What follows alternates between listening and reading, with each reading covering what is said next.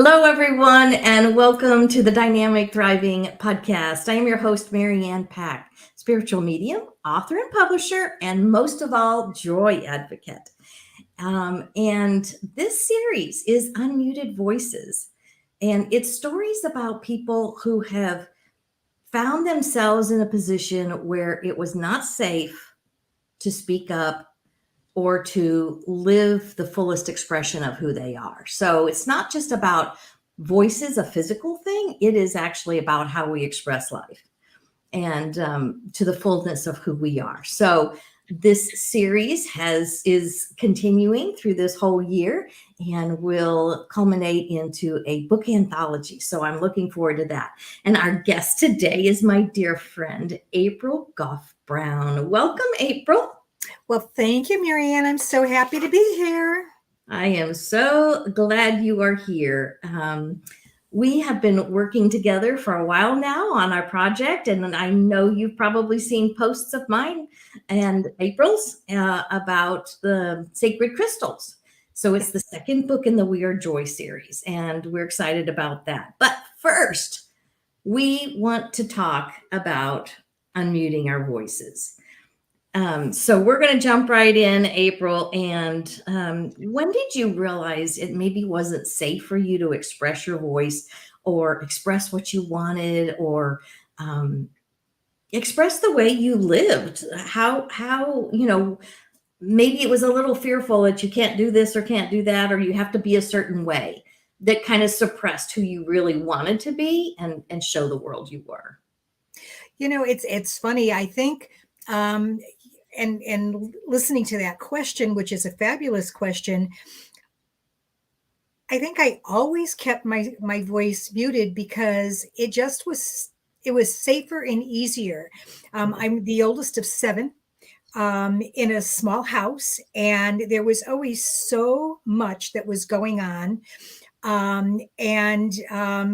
So it was hard to get your voice heard, literally. And my role was I was to take care of. I was like little mama. And so it was more about the physical expression of doing things that my mother expected of me, my father expected of me, that my siblings came to depend on me. And it was living in a way, doing what others expected was the safe way to be a good girl, be a good student, go to school, don't make waves. I probably was the worst oldest sister anybody could have had as a teenager because I never did anything wrong. Okay, literally, I never did anything wrong. And then I grew up. When I started to learn music when I was a teenager, I bought myself a guitar. It was the folk music craze, which I was into. And I found a song that was called If I Had Wings. And it kind of went, if I had wings, no one would ask me, should I fly? A bird sings and no one asks her why. And it goes on. And it became my anthem. Not that I used my voice much in really saying who I was, but it was a way of, I can be who I am once I figure out who that is. And so, bit by bit, I knew I didn't belong in my hometown that I grew up in, that I would be somewhere else. I eventually met somebody who I've been married to now for 40 plus years. And that was a real shocker because I grew up in this nice white community and my husband is Black.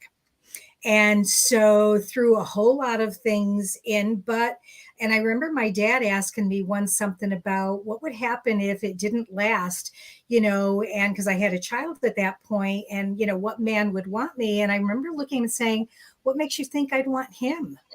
And that was really the first time of starting to speak that these are my values. I'm not going to change my values for anybody else, no matter who they are.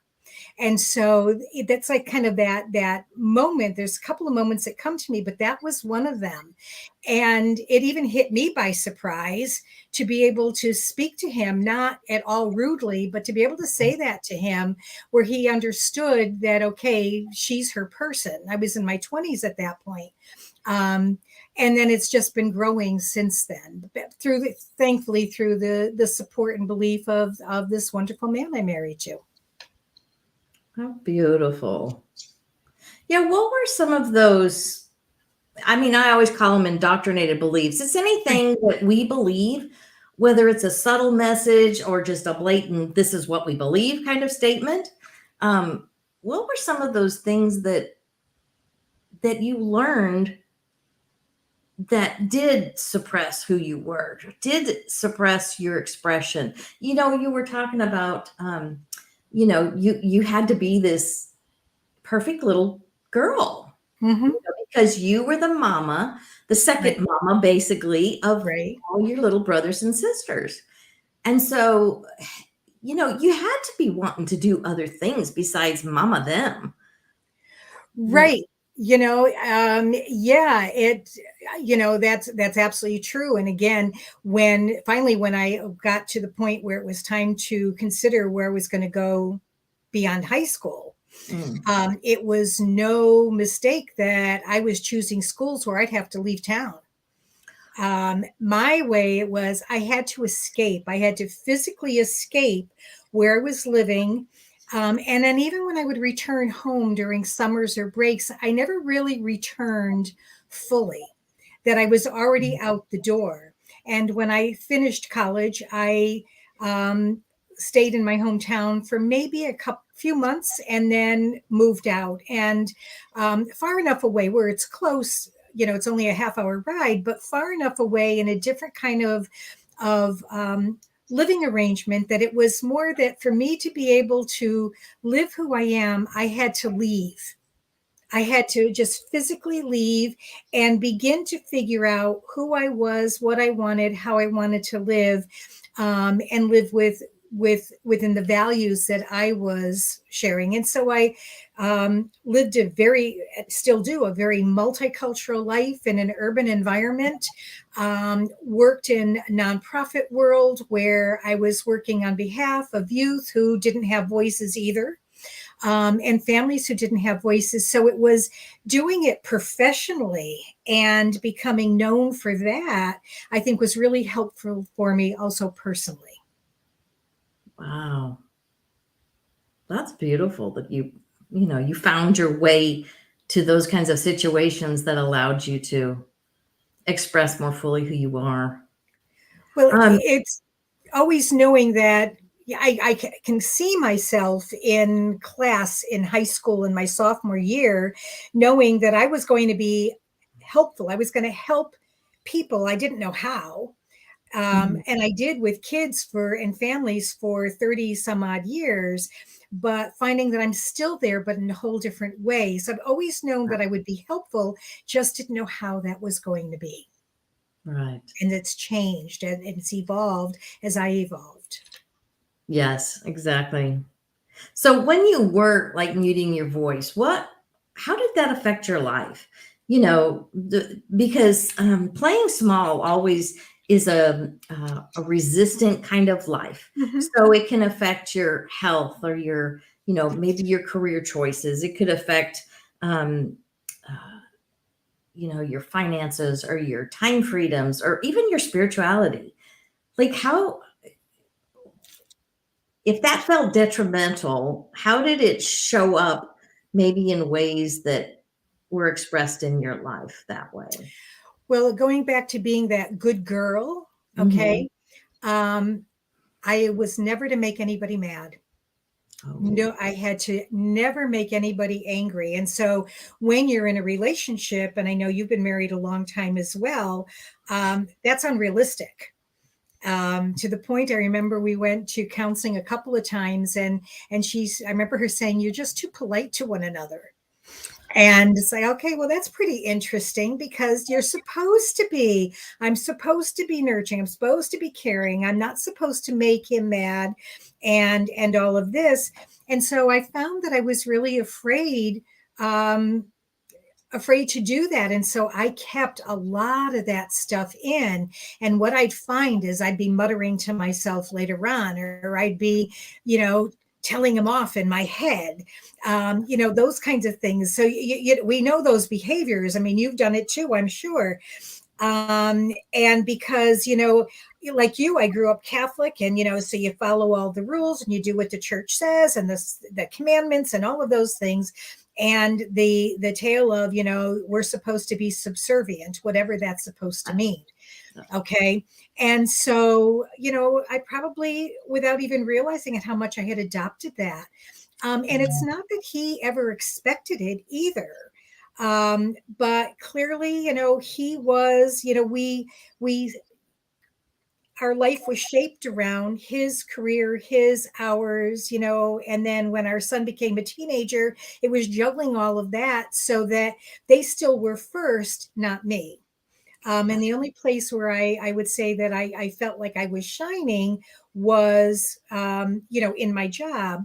Though I know that my priority was I wanted to be a good mom. I wanted to be a good wife. I wanted to be all of those things.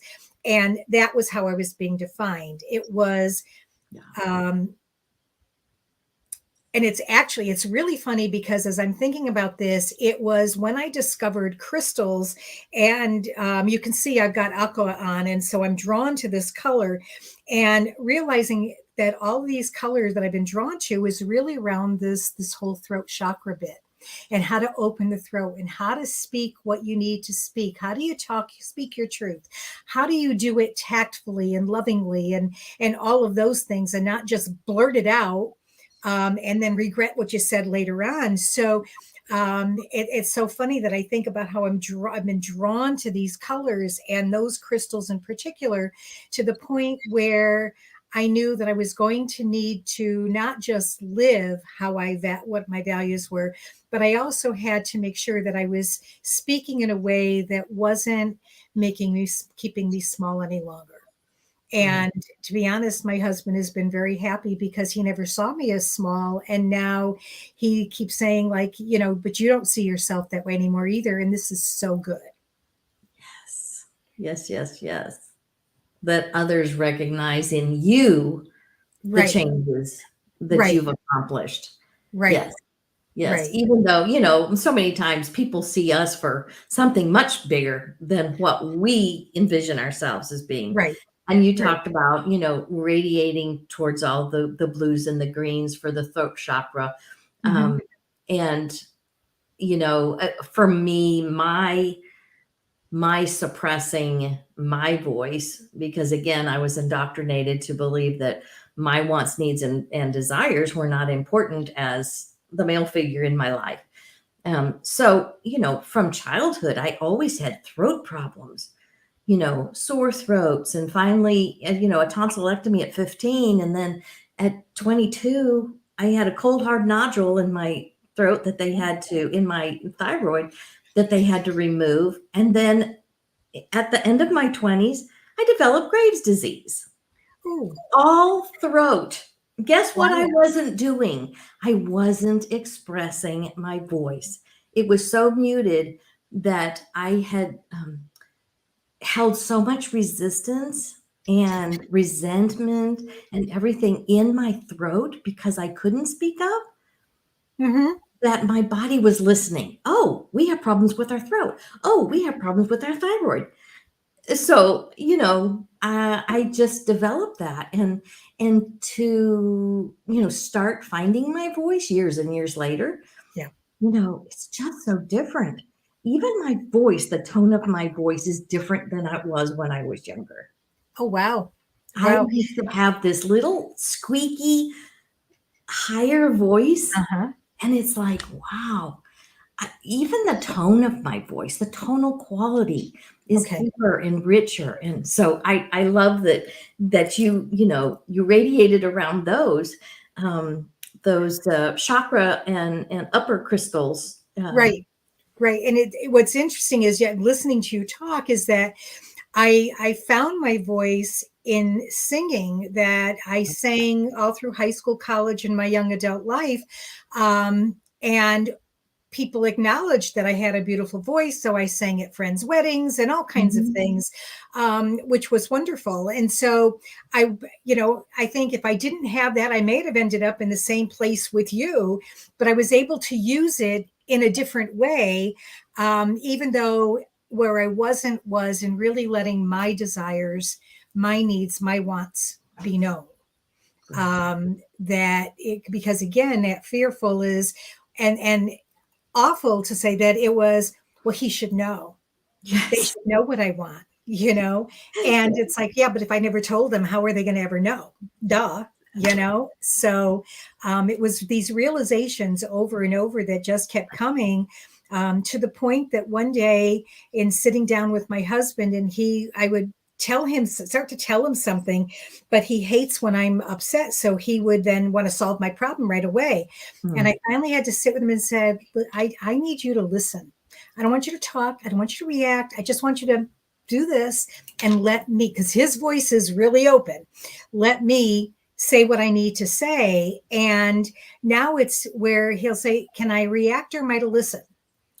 And it was just simple things like that that have allowed me to even more so be able to feel braver, that if I can say it to him, I can say it to anybody.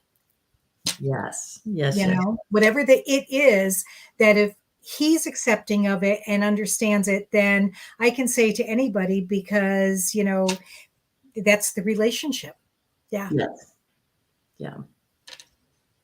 That's so beautiful, that you've worked through a lot of that energetic. It is a trauma. It's a trauma to our system, because that's not really who we are. We've Right. taken on something else that's caused a little bit of trauma in our system. So in thinking about your aha moments, you kind of talked about some of those already. Is there anything else you want to add to that, because sometimes there's clear aha moments that are cut and dried. Okay, from this day forward, I know I'm free to use my voice. Other times it's like these little culminations of all these little gifts or winks from the universe that says, oh, you're on the right track. Go this direction. And that's where I'm at. Everything, keeps telling me I'm on the right track. And so when I left my career for almost 5 years ago now, it was, now what? What am I going to do with myself? Right. And figured, oh, I'm creative. I'll do something creative. And hence April B. Jewelry came to being. But the real story with that is that because I love color and was drawn to the natural stones, it was in learning about them and learning the messaging for them that actually it's been this continual awakening, that I joined a couple of networks that introduced me to a couple of more people that ultimately led me to you, as one of those people. And finding that we had, shared our love of so many things and some history that seems very similar in our stories and everything, that there was this whole other world that I knew nothing about, that there's this place of where women support one another, and you're not competing, that you can develop friendships, and you can, that there's a way to help. The first time you and I spoke, and how, I'm thinking, oh my God, I'm going to talk with Marianne. She's just this amazing, powerful person, and she's going to spend time with little old me. Okay. And it was an amazing conversation with a 2-page email afterwards that was, this is support. Didn't know that existed. Yeah. And so to be able to be open to that, and that's been a series of like, oh, wow. And the awareness that, that continues to evolve, that, you look for you being open to the synchronicities that happen, and the coincidences, and just the opportunities that show up, and say, okay, I'm going to try that, or to really think about, no, that one's not for me.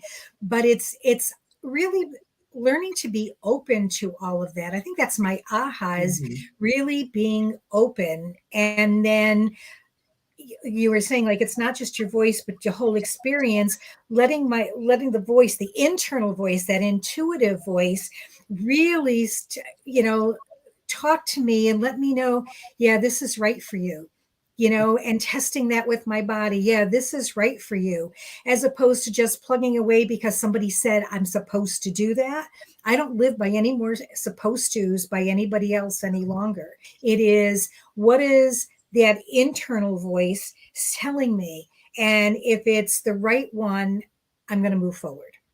And so that's the big shift. It's not just using this here, Right. but really paying attention to that, what's inside, and wakening that up and letting her express how it needs to be expressed in all ways. Yes. Yeah.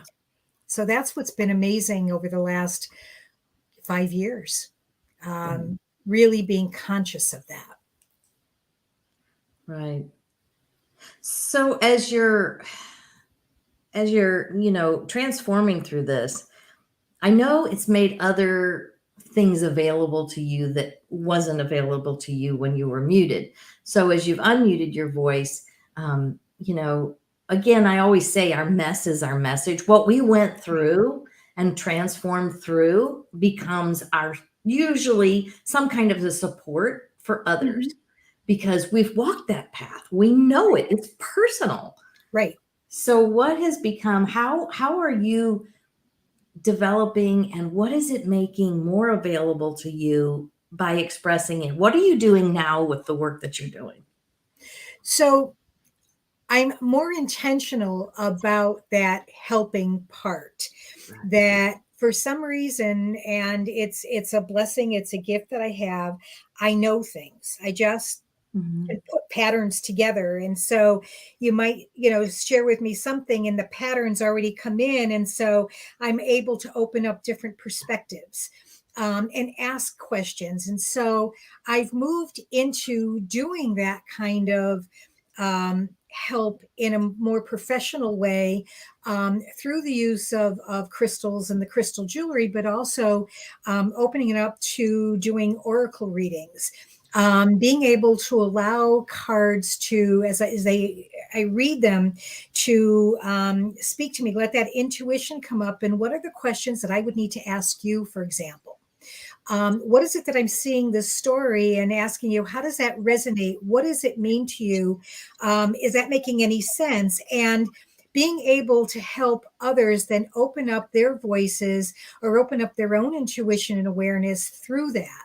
And so by combining the crystals and the cards together, I find that it's a really safe, really neutral way of being able to offer something to someone, because it's asking questions. And I think that's what I'm learning to do more of. Have you ever thought about here's another thing, and did you think about it might be this way?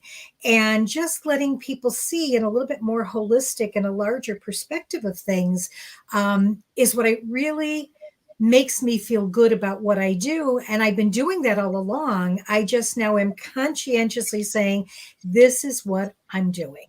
This is what I can do for you. This is how I can be helpful if you let me. Yeah. Yes. And so how do people work with you? How will they get a hold of you? So they can get easily through my jewelry website, aprilbjewelry.com, because there is on the website a way to contact me. And also on the website. So it's where you'll find all the jewelry, but it is also a place where you can reach out to me if you are interested in something custom being made for you, or to be able to set up an appointment for us to talk and to perhaps do a reading. And what I have found is that one of the things that I love doing is that as I've talked with somebody, and the cards help me in this a great deal, is that as I've done the reading and we've had those conversations, certain themes, certain messages come up. And so then I'm able to create that custom bracelet for somebody that is about, this is what you say you need to be thinking about. These are the intentions you have. This is the message that the universe has for you. So wear it on your wrist every day and remind yourself that you are worthwhile. Your voice shouldn't be muted, that you are indeed a loving person, that allow yourself to be confident in who you are. So whatever that message is that somebody comes out of the reading, that to me is what I'm able to do, is to take both of those things together so that it's giving someone a touchstone, a talisman for them to have with them all the time to remember who they are and what they want to be working on. Right. And it's like this. This is a bracelet that April made. So I have that one, wear it all the time. I have 4 on at all times. There you go. Some of them are like my moonstone, because I need to always be reminded to trust my intuition and that life is a series of change and cycles.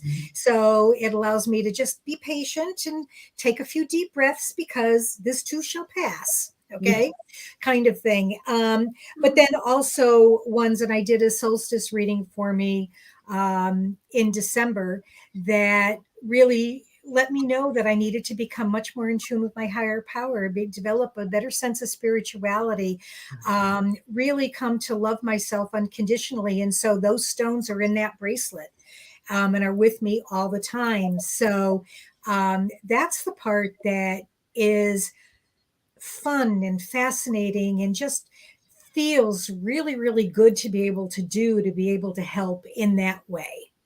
Something very tangible, nothing that's going to be forever long term, but just something that's tangible that, oops, no, I'm supposed to breathe through this, that this bad cycle is going to change. And, you know, your intuition knows that. So, yeah, that's what's giving me, it's what's giving me the joy in my life right now, to be able to do all of that. Yeah. Yes. Yes, yes, yes. And then let's see. What would you offer? What kind of wrapping up something, that you would want to everybody to understand or everybody to know? In general, that would help them learn that it's right, safe to unmute their voice, right, or maybe how to go about it, or seek help or coaching or right. whatever it happens to be. There are so many amazing resources out there. Yes. And so start by searching. I've read several books. I've joined a couple of Facebook groups. We're connected. And I think with your We Are Joy series and all the work that's going to be around that would be a perfect avenue for someone to connect to. And sometimes you might start by listening. I mean, I found that I listen more and heard the stories, and then how did that apply to me? And then find somebody. In some cases, I do recommend that you might want a coach. Okay. In others, it might be journaling, being able to, I pull a card every day and I journal, I reflect on it and journal. And I've read those back to see, how my journey has gone. And even what I found and I think this is what has been wonderful with social media and the groups that we are in, is that we get the ability to meet so many more people who are like us than we would have if we were just doing our regular old life in our little community, in our little sphere. And so to allow yourself to be open to the opportunities that the world is bringing us through these platforms. These platforms, I think, have been so beneficial. I know we hear all the downside, but so beneficial to help us find out who we are, find our voice, test it out with those safe places. Mm-hmm. And then the adage, the world is your oyster. Absolutely. Absolutely.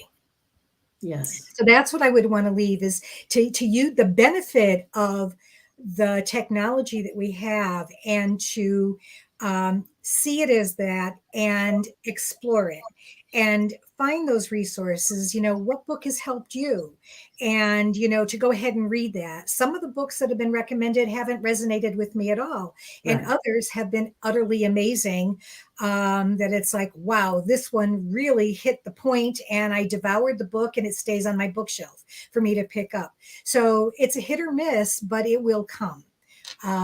But we've got to be open to the opportunities and to know that none of us are alone in this, that all of us have been muted for a while, and it is such a beautiful space when you can finally speak to who you are. Yes. Yeah, speak to who you Yes, are. I would. Yes, definitely speak to who you are. And the thing is, we have to start learning who we are, because, or relearning maybe, Right. because I feel like every baby came in knowing who they were, and they just kind of got covered over by all the Mhm. mess that, you know, that we've lived through life. And then now it's like peeling off those layers Yes. to Yes. expose the bright, shining light that we are. So, I'd love that you're helping folks with your oracle readings and the jewelry, the crystals. And I want to just say that April and I have written a book, and it is the Sacred Crystals. It's the book 2 in the Warrior Joy book series. So that is coming out on Monday, the May the 16th.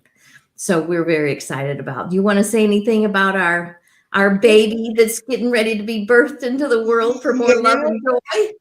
it is, when I got the proof and I read it from cover to cover, and when I put it down, it's like, wow, this is not your typical crystal book at all. Mm-mm. And yes, we share lots of information about our favorite crystals, stories with them as well. But it takes it further, because it's crystals plus reflection, Yes. plus self-awareness, and and the exercises that we have in there, there's tons of them to try, that can help really find that joy that is inside of you. And it was so it's a different kind of book. I don't think there's anything like it. It's Mm-mm. crystal education, it's self-awareness, it's reflection, and you can't help but come away feeling amazing afterwards. Yes. Yeah, that's Yes. how I see it. So I'm so thrilled that you asked me to do this with you. It was a most amazing opportunity, and I'm glad that I said yes. Thank Yes. you for asking me. Absolutely. Yes, I was in April's Sacred Stone Stories class that she did. We had it for a few weeks. And I love crystals since childhood, and so I found somebody who loved crystals as much or maybe more than I did. So I was so excited about that. And Spirit just kept going, excuse me, could you ask her to help you write a book? And so I finally presented it to April, and she said, she took a while. We said, let's just throw it out here. Here's an idea. Here's maybe a rough outline, and let's see where it goes from here. And Spirit just led us along the way. That's And right. now we're ready to bring it into the world. So we're very excited about that. I get a little emotional with that because it's so tender to my heart. So, Well, and for you, that the second one of this series that you envision, I mean, this is your baby, your dream. yes. And I'm just thrilled to be able to be part of having you realize and letting it come out into the world. So Mhm. yeah, Yeah. it's great to be able to help you do that. See, I'm helping again, but I love it. It was, and I learned an awful lot doing it as well, Mhm. because the writing process and working with you just pushed me a little more and pushed me a little more and nudged me a little more, and so I grew in working on this with you. Yeah, it's been Yeah. great. Yeah. So I And can't this wait for the world to see it. Yes, absolutely. We're so excited for Monday to get here. So be watching for that. And I think with this is another way that I am unmuting my voice that I had never dreamed I would be doing. A podcast. Heaven forbid, should I talk to somebody and be live and interview somebody? I was always such an introvert. I was always the quiet one in any kind of a group or party or whatever, so much of the time. And the teasing is, oh, stop talking, Marianne. You're taking over the conversation. Nobody can get a word in edgewise. And but when I started interviewing people, I just lit up. Good. Joy that I felt as I'm interviewing folks like you and transformational leaders and people who have had experiences that of unmuting their voice for this season, and now being able to express even wider Wow. because of the books, Yes. of publishing the books. So you can find out more information at wearejoybooks.com. It's there on the screen. And I just would love for you to get your own copy, so that, because we even have journaling places in the book for you to, as you're working through, every chapter has integrative questions and exercises for you to do, and we allow you to have space there. So get the book, because you want to hold that in your hand with your highlighter and your magic pen and go to town on enjoying and devouring this. So would you like to say anything else before we close out here? No, I agree. And then as you're doing that, you're going to find that you're going to find your favorite crystal to have right there with you as you are going through this book and all the exercises. So, yeah. And let us know what you think once you get a copy. Yes. We'd love to know what you think and how it helped you, because that's really what we're here for. Yes, absolutely. And also, you have a crystal quiz. Real quick, just mention that, because I forgot to ask you about it. Right. So the website is, I see it on the banner, aprilvjewelry.com. At the top of the page is a crystal quiz. Real simple, 10 questions, intuitive for you to be able to respond to. And at the end of that, it's going to suggest to you what your perfect crystal is for that day. For this particular time, and you can get directed back to the website to find some of your crystals in the form of jewelry or elsewhere. But aprilvjewelry.com, and look for the crystal quiz at the top of the page. And have fun with it. I love doing it. Yes. I've already taken the quiz a couple different times, and came because up with I want to know what it is. Because the thing is, I got two different crystals because I was energetically at two different places when I wanted to know. Right. So it helped me have something tangible, because she gives information about the stone, and then she has a link over to her jewelry where you might find something that resonates with you that says, oh yes, I need this, just like I have, to keep myself mindful of the energy and what my intention is to make my transformation. So I appreciate you for creating this quiz, because I will continue to use it. Well, And thank you. we do definitely suggest, through the whole book, we're telling you, go take the quiz today. Go take the quiz today, because you're going to need it throughout. It's just our energy changes all the time. Right. Yeah. It was fun to put that together, and I love that people are using it, and I keep hearing, that resonated. Yep, that was a perfect crystal for me. So it's a good one. It's a good one, and easy to do. Yes, it's very easy. Very simple quiz. Yeah. But it just has some powerful, potent information then once you receive it. So take this quiz, avail yourself of this. It's a free quiz, so you can take it as many times as you need to, like me, multiple times. I may go back in and take it and see where I am today. Yeah, absolutely. Good. So I so appreciate you, April. Thank you all for joining us and sharing our time with us. And look for our book. It is Sacred Crystals, Book 2, that will be available on Monday the 16th. So we're very happy that we had this opportunity, and I appreciate you all for joining us, and make it a glorious day. Remember that you are joy, looking for a way to express, and find somebody to help you. Find other people to be with you that can help you unmute your voice, because we're not in this alone. We're not lone rangers. We need the help and support of other people. So I appreciate you, April, for being my guest, and look forward to our book coming out. Yay. Thank you all. Bye-bye.